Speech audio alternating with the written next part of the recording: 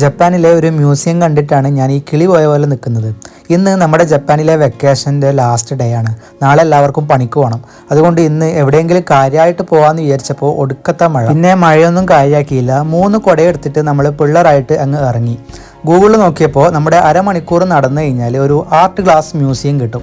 ഈ കാണുന്നതാണ് മ്യൂസിയം. ഒറ്റ നോട്ടത്തിൽ തന്നെ നിങ്ങൾക്കൊരു വെറൈറ്റി ഫീൽ അടിച്ചില്ലേ? ആ ഒരു വെറൈറ്റി തന്നെയായിരുന്നു നമ്മളെയും ഇവിടെ കൊണ്ടെത്തിച്ചത്. ഗ്ലാസ് കൊണ്ടും വുഡ് കൊണ്ടും ഉണ്ടാക്കിയിട്ടുള്ള ഒരു സ്ട്രക്ചറിലാണ് ഈ ഒരു മ്യൂസിയം പണി കഴിപ്പിച്ചത്.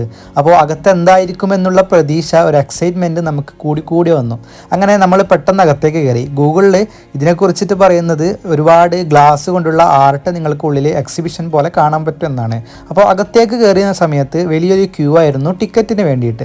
ഒരുപാട് ഫോറിനേഴ്സിനൊന്നും നമ്മൾ കണ്ടില്ല. അധികവും ജാപ്പനീസ് ആൾക്കാർ മാത്രമായിരുന്നു. അങ്ങനെ 200 yen ആയിരുന്നു ഒരു ടിക്കറ്റിന്. അങ്ങനെ 3 ടിക്കറ്റ് എടുത്തിട്ട് നമ്മൾ മുകളിലേക്ക് കയറാൻ പോവാണ്. മ്യൂസിയത്തിൻ്റെ ഫസ്റ്റ് ഫ്ലോറിൽ നിന്ന് മുകളിലേക്ക് നോക്കുമ്പോൾ ഉള്ള വ്യൂ ആയിരുന്നു കേട്ടോ ഇത്. അങ്ങനെ എസ്കലേറ്ററിൽ കയറിയിട്ട് സെക്കൻഡ് ഫ്ലോറിൽ ഒരു ക്യൂവും കൂടി ഉണ്ടായിരുന്നു.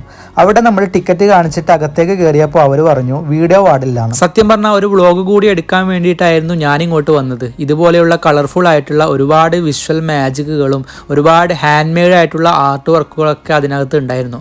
നമുക്ക് ഒരുപാട് ഫോട്ടോസ് എടുക്കാനും വീഡിയോസ് എടുക്കാനും പറ്റാത്തതുകൊണ്ട് തന്നെ ഞാൻ എടുത്ത കുറച്ച് ഫോട്ടോസൊക്കെ ഞാൻ ഇതിൽ ആഡ് ചെയ്തിട്ടുണ്ട്. നല്ല നല്ല കളർഫുൾ ആയിട്ടുള്ള ഒരുപാട് ആർട്ട് വർക്കുകൾ ഈ ഒരു മ്യൂസിയത്തിനകത്ത് എനിക്ക് കാണാൻ പറ്റി. ജാപ്പനീസ് ആൾക്കാരൊക്കെ നല്ല ആസ്വദിച്ചിട്ട് ഫോട്ടോസൊക്കെ എടുത്തിട്ട് പോകുന്നുണ്ടായിരുന്നു. ഇങ്ങനെയുള്ള മ്യൂസിയങ്ങൾ പ്രധാനമായിട്ടും ഇഷ്ടപ്പെടുന്ന ആൾക്കാർ എന്ന് പറയുന്നത് ആർട്ടിനെ ഇഷ്ടമുള്ളവരും ആർട്ടിസ്റ്റുകളും ഇതുപോലെയുള്ള കാര്യങ്ങളിൽ താല്പര്യമുള്ളവരും മാത്രമാണ്.